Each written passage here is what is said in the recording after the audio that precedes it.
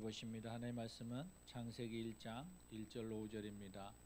우리 하나씩 그리고 26절로 28절 한 절씩 서로 교독하겠습니다.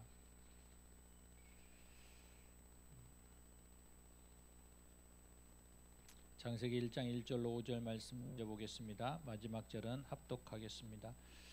태초에 하나님이 천지를 창조하시니라.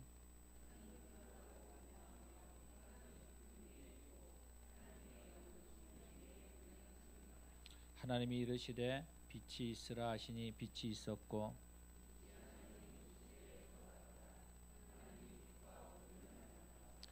하나님이 빛을 낮이라 부르시고 어둠을 밤이라 부르시니라. 저녁이 되고 아침이 되니 이는 첫째 날이니라. 우리 다시 한번 보겠습니다. 창세기 1장 26절로 28절입니다. 동일하게 마지막 절은 같이 한 목소리로 합독하겠습니다. 26절로 28절입니다. 하나님이 이르시되 우리의 형상을 따라 우리의 모양대로 우리가 사람을 만들고 그들로 바다의 물고기와 하늘의 새와 가축과 온 땅과 땅에 기는 모든 것을 다스리게 하자 하시고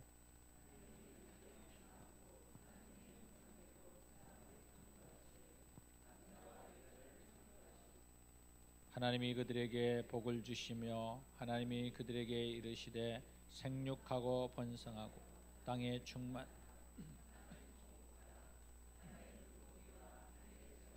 땅에 움직이는 모든 생물을 다스리라 하시니라. 아멘.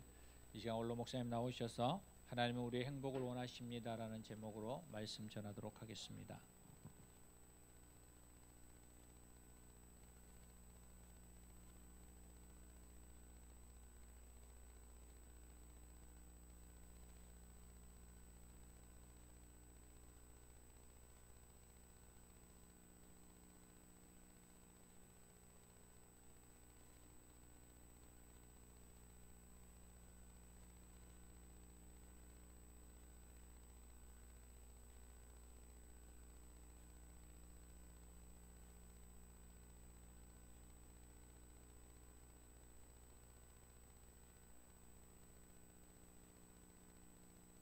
우리 수혜 버전으로 인사 한번 하겠습니다. 여러분 사랑합니다. 축복합니다. 참 우리 교회가 감사한 것은 이렇게 찬양이 회복되고 충만하니 얼마나 감사합니까? 여기에 애쓰고 수고하는 분들 하나님이 다 아십니다.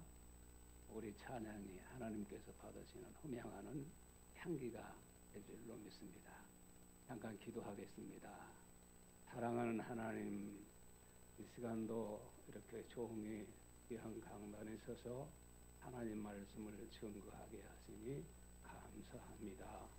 힘 주시고 은혜 주시어서 우리 성도들이 잘 살란되어 하나님을 충만하고 하나님이 우리를 얼마나 사랑하고 우리의 행복을 위하시는지 이 시간 깨닫는 복된 시간 될 수 있도록 하나님 인도하여 주옵소서. 예수 그리스도의 이름으로 기도드리옵나이다. 아멘.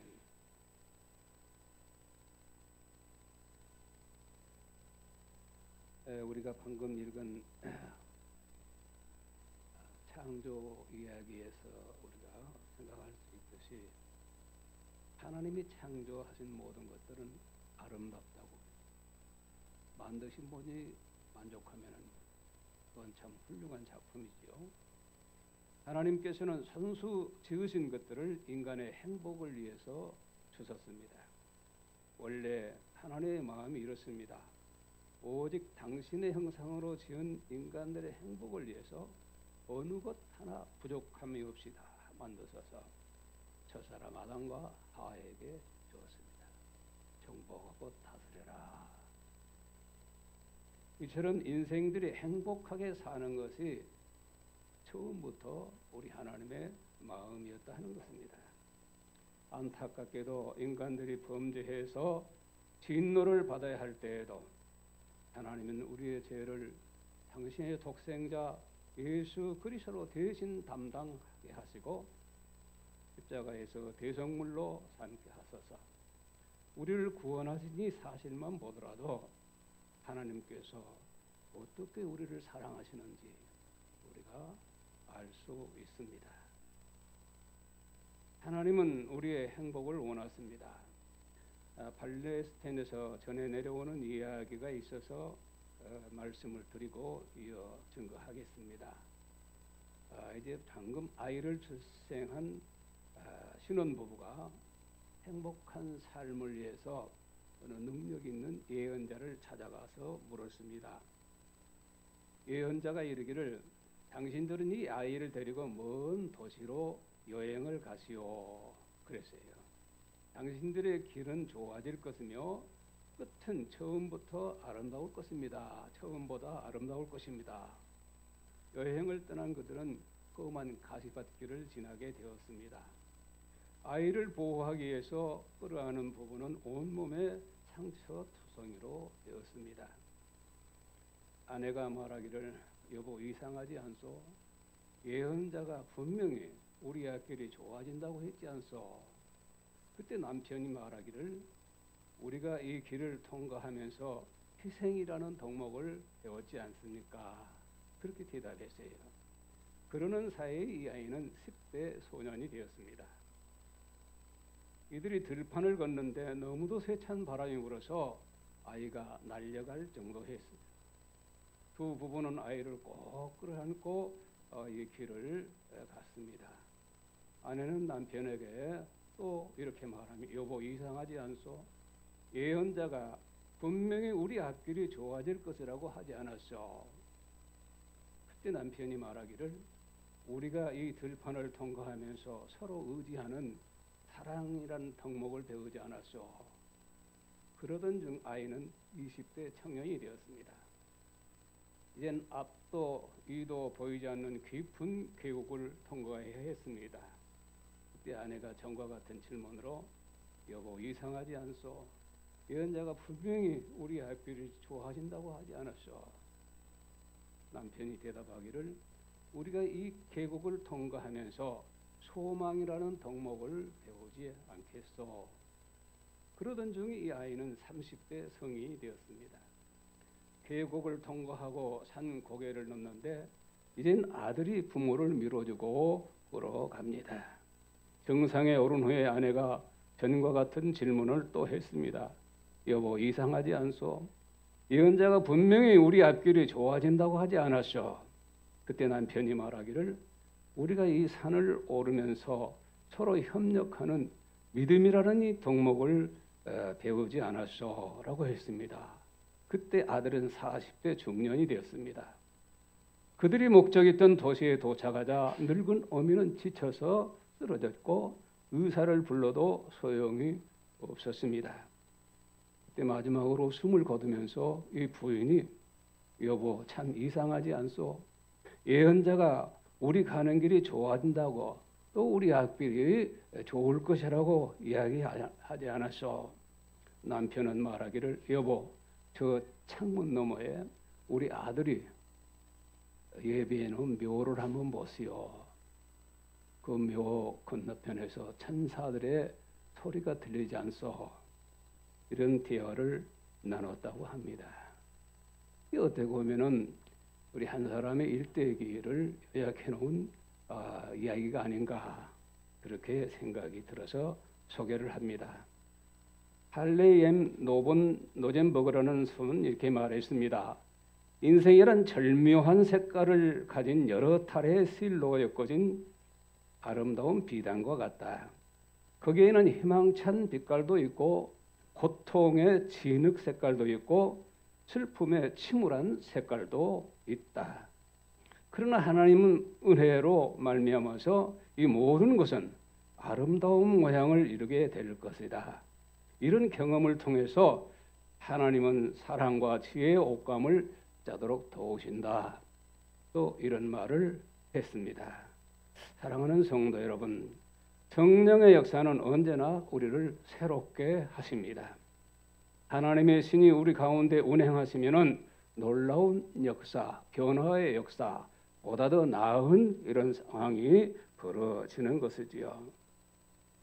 창세기 1장 읽은 말씀 1절 2절에 태초에 하나님이 천지를 창조하시니라 땅이 혼돈하고 공허하고 흑암이 깊음 위에 있고 하나님의 신은 수면에 운행하니라 했습니다.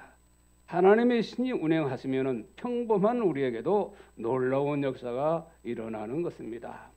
첫 번째로 하나님은 여러분의 마음에 있는 혼돈을 질서로 바꿔주십니다.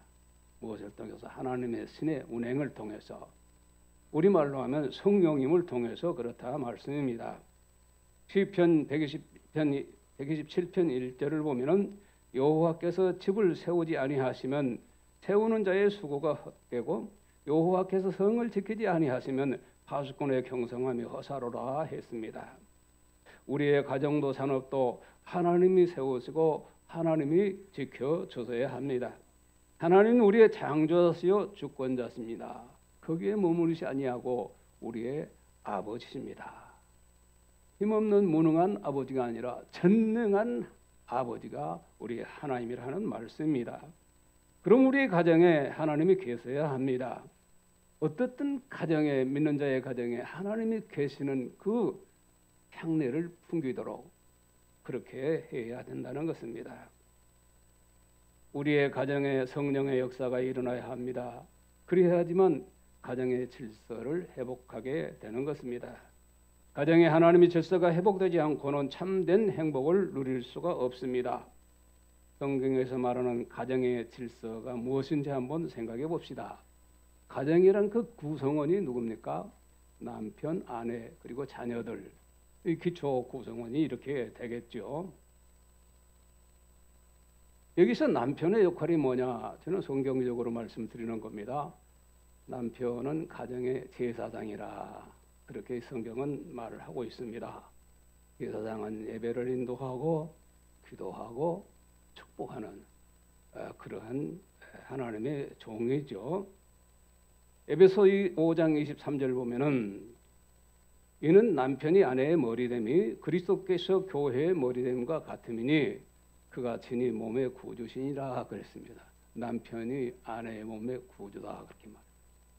여성들도 기분 나빠하지 마세요.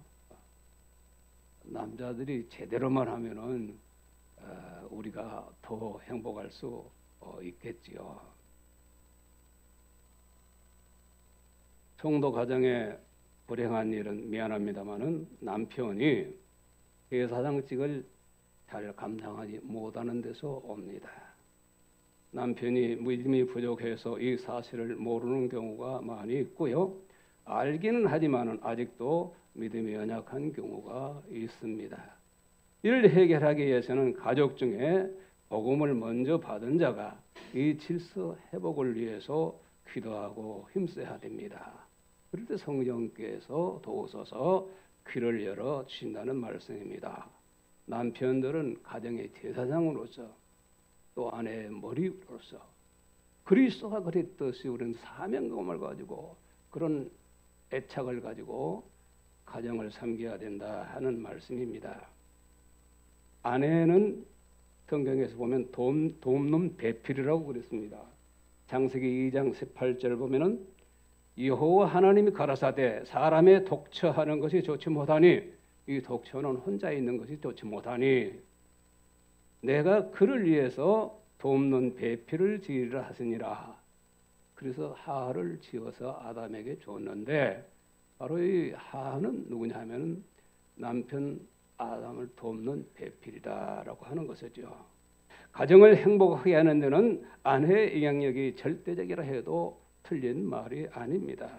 여성들의 위치가 대단히 중요하지요. 비록 남편이 자기 자리를 잘 지키지 못해도 지혜로운 여성은 남편을 잘 내조해서 그 자리를 찾도록 도와주는 것이지요. 성경에 보면 나발이라는 사람이 있습니다. 이 사람은 무지한 사람이요. 그러나 부자입니다. 그래서 교만하기가 그지없습니다. 수많은 양떼를 이제 치는데 마치 사울에게서 쫓겨 방황하던 다윗 일행이 그 양떼를 지켜준 일이 있어요. 근데 지금은 이제 다윗이 쫓겨다니는 신세로 이제 나발에게 사람을 보내서 우리를 좀 도와달라 그랬습니다. 그랬더니 나발이 돕기는커녕 주인을 배반하고 나온 불량배로 다윗을 그렇게 취급했어요. 이 사실을 들은 다윗이 나발의 가정을 몰살시켜야 되겠다. 이렇게 했을 때 그 말을 분위기를 깨달은 아내 아비가일이 다윗에게 여러 가지 음식을 해가지고 그 군사들이 이렇게 올 수 있도록 위로하고 했습니다. 그러니까 집안에 몰살을 면했지만은 나발은 술이 취해서 그냥 죽고 말았습니다. 이제 이 지혜로운 아비가일을 다윗은 불러되었을 때 이제 아내로 데려와서 분할 임금의 왕후가 되는 이런 일이 있지요. 잠언 31장 10절을 보면은 내가 현숙한 여인을 찾아 얻겠느냐 그 값은 진주보다 더하니라 했습니다. 저는 우리 번성교회 여성도님들이 현숙한 여인이 되기를 소망하고 기도합니다. 모두가 성깔도 있고 또 재습관도 있고 그런 분들이 있어요. 그러나 우리가 그리스도 안에서 변화되는 그 목적, 나는 현숙한 여인으로 남은 생을 한번 살아야 되겠다. 그렇게 결단하면은 남편이 행복하고 가정이 변화되고 또 그런 현숙한 여인들로 가득한 교회가 얼마나 만족스럽겠습니까? 우리 번성교회 성도들이 좀 이런 꿈을 꾸고 변화되는 삶을 도모했으면 좋겠습니다. 그 다음 자식입니다. 자식은 성경에 뭐라고 했냐면 선물이라고 그랬어요. 시편 127편 3절을 보면은 자식은 여호와의 주신 기업이요 폐의 열매는 그의 상급이로다 그랬습니다. 자식은 부모의 소유물이 아닙니다. 요즘도 아동 학대 문제가 이슈가 되고 있습니다만은 참 안 되는 일이죠. 보호해야 할 대상이 아이들을 하는 거예요. 특히 아이들의 변화 과정은 변화무쌍합니다. 또 사춘기가 꼭 찾아들지 않습니까? 그래서 그걸 이해하지 못한 부모로서는 많이 고민스럽고 그것이 아이들에게 전달되면서 그 사춘기라는 그 과정을 잘 넘겨야 할 아이들이 오히려 그것으로 인해서 더 어려운 추경에 빠지는 이런 모습들을 우리가 보게 됩니다. 아이들을 잘 살펴서 우리가 바른 길로 인도해야 되는데 그렇다고 하면은 이 아이들을 무조건 오냐오냐 그렇게 키워야 되느냐 그것은 아니지요. 성경은 그것을 말하지 않습니다. 자식은 하나님이 주신 기업이요 상급이 분명합니다. 그런데 이 자식들을 어떻게 양육해야 되느냐? 에베소 6장 4절을 보면 그러므로 주의 교양과 훈계로 양육해야 한다 하는 것입니다. 부모의 상식, 지식, 권위로 하는 것이 아니라 우리 예수 믿는 자들은 주님의 교양과 훈계와 이것으로 양육해야 한다는 것입니다. 이것은 어디서 얻을 수 있는 겁니까? 성경에서 얻을 수가 있는 게 아니겠습니까?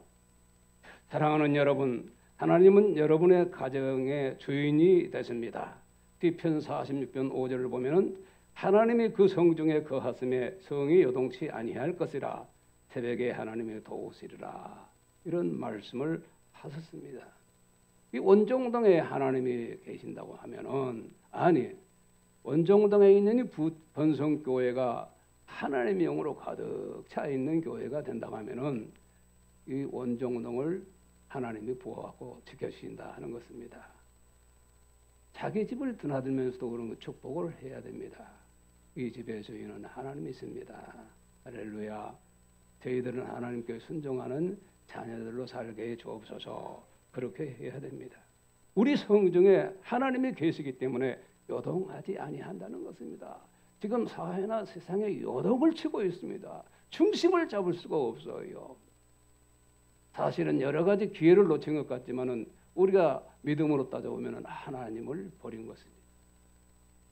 예수 믿는 사람들도 진정으로 하나님을 의지하고 한다고 하면은 한 사람의 믿음이 교회를 살리고 살리는 이런 역사가 나타나요. 그러나 점점 교권은 땅에 떨어지고 있어요. 세상에서 목사라고 하면은 그전에는 그래 존경하는 마음을 가졌는데 지금은 아주 콧방귀 뀌어요. 이 한국교회가 어서 변화돼야 됩니다. 우리 번성교회만 같이 된다고 하면은 사람들이 존중을 하겠죠. 우리가 존중받는 것이 아니라 우리가 존경을 받을 때 하나님이 존경을 받는 거예요. 우리가 세상에서 망신을 당하면은 내가 망신당하는 게 아니라 내 안에 계시는 하나님이 망신당한다는 거예요. 최소한도 이런 책임의식을 가지고 우리가 산다고 하면은 여러분의 삶도 놀라운 변화가 있을 것이고 하나님도 기뻐하셔서 더 풍성하게 채워주시리라 믿습니다. 둘째, 하나님은 우리의 공허한 마음을 충만으로 채워주십니다. 인생의 불행은 어디서 오는가? 여러분 생각해 보신 일이 있습니까? 그렇게 우리가 원하던 소유욕에서 온다. 저는 그렇게 생각을 해봤습니다.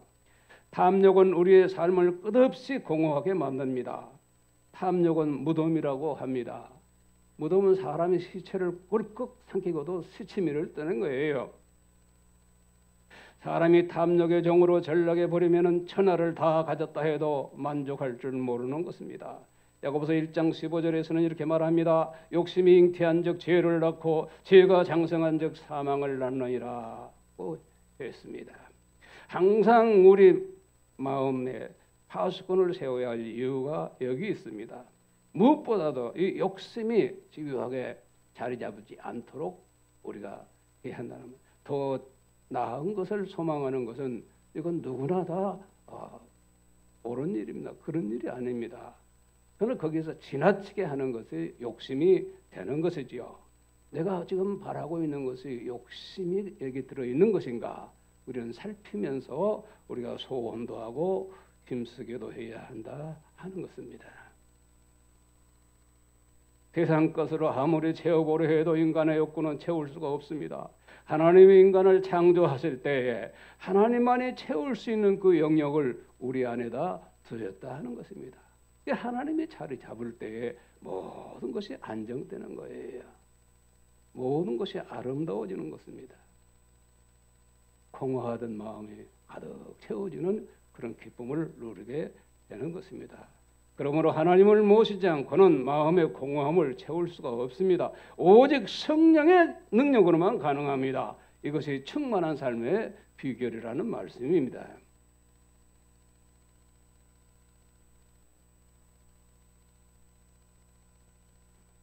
우리가 공허한 마음을 충만하게 바꾸기 위해서는 영혼 중심으로 사는 삶이 지혜롭습니다.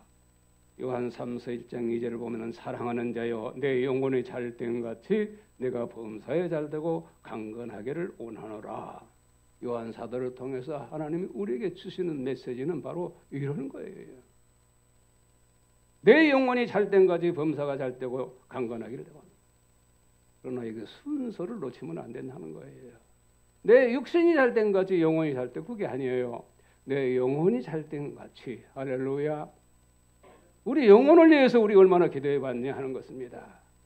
육신이 병들고 연약한 부분, 부족한 부분 이런 것만 놓고 우리가 기도하고 소망하지 내 안에 있는 이 영 이것을 우리가 소중히 여겼느냐 하는 것입니다. 하나님은 우리의 육체도 도와주시지만은 우리의 영과 교제를 하시는 거예요. 우리 안에 영이 바로 서서 하나님을 소망하고 갈망하고 하나님을 기뻐하고 하나님께 영광을 돌릴 때 하나님은 내 안에서 내가 이룰 수 없는 놀라운 역사를 이루신다 하는 것을 믿으시기를 바랍니다. 사랑하는 성도 여러분, 우리는 우선순위를 영적인 것에 두어야 합니다. 이 말이 아직도 이해가 되지 않으면 이걸 놓고 기도를 해보시기 바랍니다.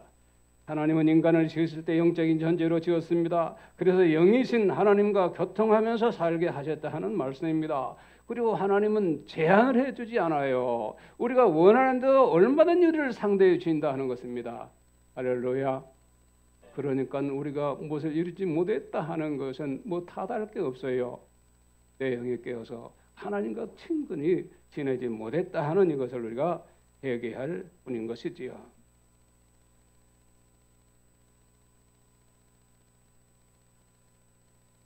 아무리 미개한 족속이라도 종교가 없는 민족은 없습니다. 왜 그러냐면은 사람은 영적 존재로 태어났기 때문입니다. 그래서 종교를 찾고 특히 우리는 하나님을 이렇게 찾아서 하나님의 백성으로 살게 되는 것이죠. 이는 하나님께서 인간으로 하여금 하나님을 찾는 본성, 곧 종교의 씨앗을 우리 마음밭에 심어 놓았기 때문입니다. 두 번째는 의에 줄인 삶을 살라고 주님은 말씀하십니다. 마태복음 5장 6절을 보면 의에 줄이고 목마른 자는 복이 있나니 저희가 배부를 것이요 그랬습니다. 이 배부르다는 것은 육신의 배만 이야기하겠습니까? 주님은 그런 말씀하지 않았습니다. 물론 육신도 풍부하게 되겠다 하지만은 우리의 영이 만족하게 되리라, 온전케 되리라, 주님과 상대하기에 부족함이 없게 되리라 라고 하는 그런 말씀이죠. 우리 마음이 세상 것에서 비어있고 의로우신 주님을 사모하는 마음으로 살 때에 진정으로 배부름을 우리가 누릴 수 있을 것입니다. 우리가 전대를 허리에 두르지 않아도 하나님께서 일용할 양식으로 만족하게 채워주십니다. 두 보롯으로 두르지 않아도 입은 것으로 족하게 여기면 아름답게 보이게 하신다는 것입니다. 초라한 움막일지라도 찬양과 기도가 넘칠 때 그곳에서 천국을 누리게 되는 것입니다. 여러분 가정을 늘 연구할 일은 어떻게 꾸밀까 하는 걸 연구하지 마시고 어떻게 해야 내가 하나님과 더 가까이 할 수 있는 분위기를 만들까, 이런 생각을 하시는 데도 힘쓰시기를 바랍니다. 그 다음 해 위의 소망을 사는 삶을 살아야 됩니다. 우리는 해 아래 전부 생각하겠어요. 해 위에라는 것은 하나님 나라로 설정하는 것도 틀린 말은 아닙니다. 물론 해 아래 수고도 소중합니다. 그러나 하나님 나라를 위해서 수고하지 않는다는 그 삶이 형통할 수가 없다는 것입니다. 전도서 1장 8절을 보면은 만물의 피곤함을 사람이 말로도 할 수 없나니 눈은 보아도 족함이 없고 귀는 들어도 차지 아니하는도다라고 했습니다. 인류 최대의 소망은 하나님 나라입니다. 이것을 더 궁극적으로 말하면은 우리 믿는 자들의 최대의 소망은 하나님과 같이 사는 게예요. 그게 솔직한 말로 하면 천국 생활입니다. 걸어가신 하나님, 이 모든 것을 다 예비해 놓으시고 우리를 부르셨어요. 어쩌다 우리를 불러서 시달리게 만들고 고통스럽게 만들고 힘들게 만들고 그러신 하나님이 아니라는 것입니다. 우리가 셋째는 하나님은 우리의 어두움을 빛으로 바꾸신다는 믿음을 굳게 가져야 됩니다.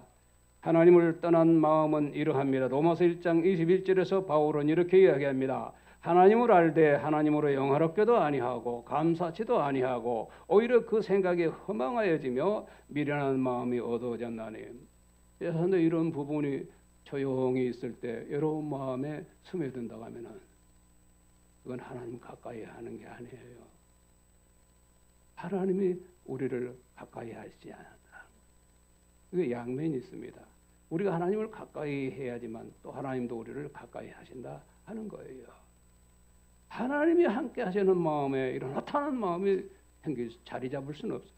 종종 들 수는 있지만은 자리 잡고 있을 수는 없다 하는 겁니다. 사랑하는 성도 여러분, 하나님 가까이 하는 일 더 연구하시고 더 힘쓰시기를 주의 이름으로 축복합니다. 하나님을 떠난 마음 어두운 마음입니다. 어두운 마음은 어두운 생각을 낳습니다. 어두운 생각은 어두운 계획을 만듭니다. 어두운 계획은 어둠의 행위를 일으킨다 하는 것입니다. 그래서 험한 것을 쫓게 되는 것이지요. 그러다 보니 자연히 하나님을 무시하여 감사하지도 않고 하나님을 영화롭게도 하지 않는다는 것이 바울의 논지입니다. 사랑하는 여러분, 지금보다 더 하나님을 가까이 하시기 바랍니다. 저는 여러분 나름대로 척도를 만들어 놓으시고 내가 어느 정도 하나님과 가까이 있는가, 이거 한번 늘 생각하시면서 사실 필요가 있습니다. 시편 73편 28절을 보면은 하나님을 가까이 함이 내게 복이라. 할렐루야. 하나님을 가까이 하는 것이 내게 복이라 하는 것입니다. 그 하나님이 나를 멀리 하려고 하신 게 아니라 하나님이 나와 가까이 하고 싶어 한다는 것입니다. 그 하나님을 스스럼 없이 우리 마음에 모셔드려야 됩니다. 우리 마음의 왕자에 앉혀드려야 한다는 말씀입니다. 내게 복이라. 내가 주 여호와를 피난처로 삼아 주의 모든 행사를 전파하리로다 라고 했습니다. 빛 대신 하나님이 가까이 하면 어두움은 자연히 물러가고 그게 평화가 깃드는 것을 잊지 마시기 바랍니다. 그럼 어떻게 하면 하나님을 가까이 할 수 있을까요? 대단히 어려운 문제 같지만 아주 쉬운 문제입니다. 그걸 제가 오늘 핵심적으로 말씀을 드리려고 합니다. 첫째는 하나님의 말씀을 잘 들어야 됩니다. 하나님은 그건 처음 영감님으로 나타나신 게 아니에요. 하나님 말씀으로 오세요. 할렐루야. 말씀은 성경 말씀이고 또 말씀에 하는 말씀은 주의 종을 통해서 풀어 해석해 주는 말씀이지요.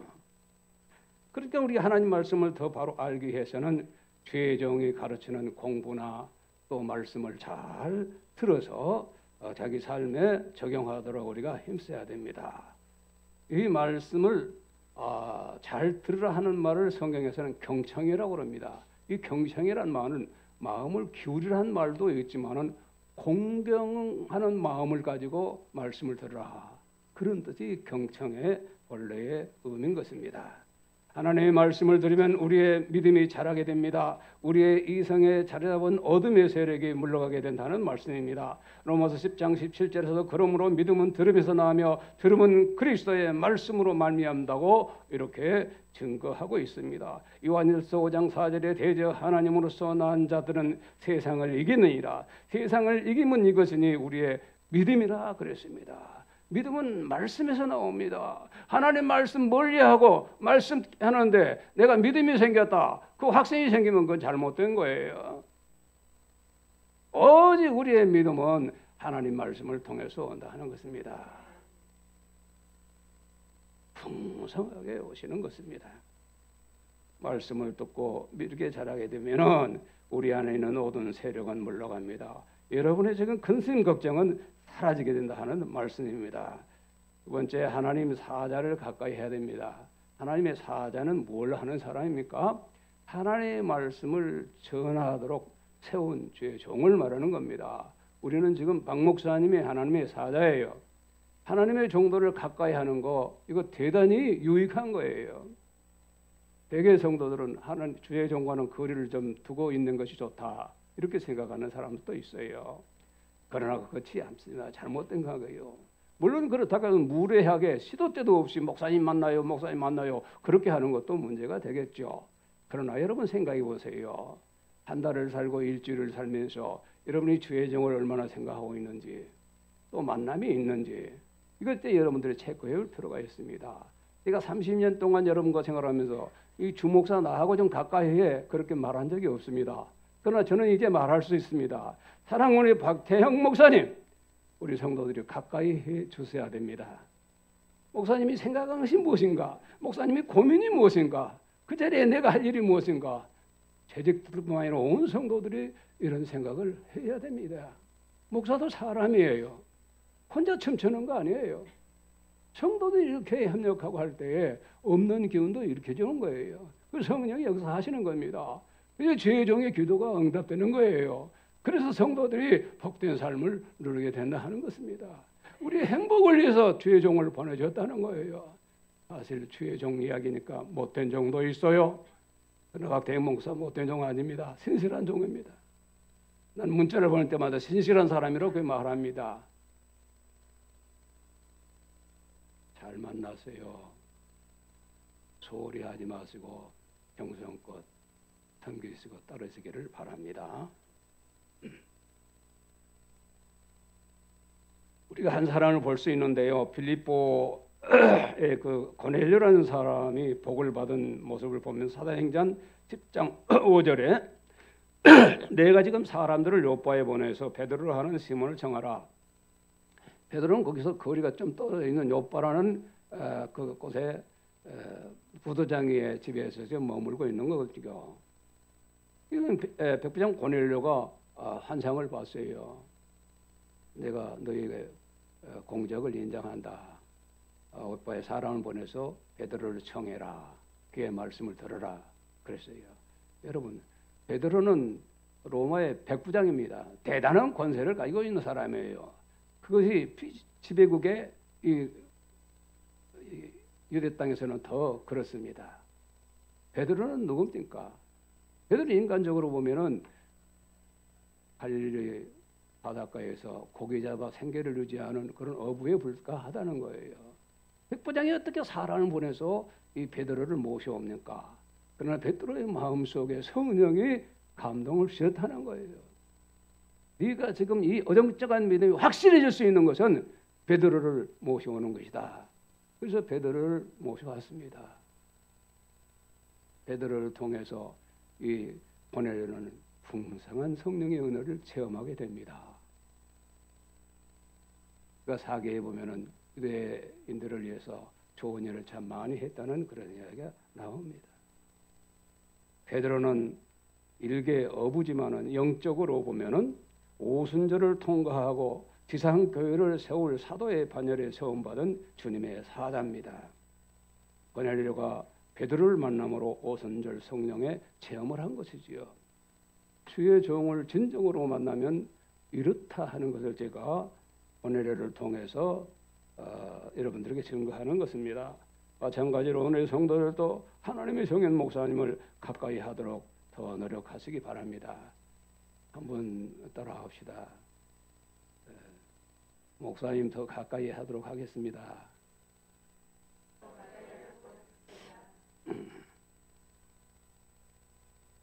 목사님 표정이 목사님 그런 이야기는 할 필요 없어요. 우리 성도들 다 얼마나 가까이 하는지 몰라요. 그게 있고 또 표정을 보면은 그렇게 해야 되는데 내가 말로는 못하지만 성도들에게 가까이 하지 않는 부분이 있어요. 그런 표정을 읽을 수가 있는데 나는 우리 성도들이 목사님 좋아하는 거 제가 알고 있거든요. 지금보다는 좀 더 좋아하시고 지금보다는 좀 더 관심을 가지시고 그렇게 하시기 바랍니다. 누구를 위해서 여기서 온갖 고생을 하냐. 목회자가 돼봐야 알아요. 나는 그래서 어쩔 때 이야기했잖아요. 한 달에 한 번씩이라도 성도들이 목회자를 해봤으면 좋겠다. 목회장은 가만히 있어도 가만히 있는 게 아니에요. 평안해도 평안한 게 아닙니다. 온갖 성도들의 어려움을 다 끌어안고 있는 것이죠. 누구는 어때 따서 내놓을 수가 없는 거예요. 성도들은 아프면 아플수록 연약하면 연약할수록 어려우면 어려울수록 목회자는 그를 붙들고 기도하는 거예요. 여러분 목회자 마음을 다 몰라요. 적당히 그렇게 생각하시면 안 됩니다. 함께 하셔야 됩니다. 할렐루야. 꼭 그렇게 하시기를 간절히 부탁을 드립니다.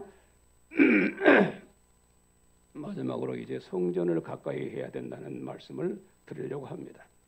단순하게 교회에 출입을 자제한다고 믿음이 좋은 것은 아닙니다.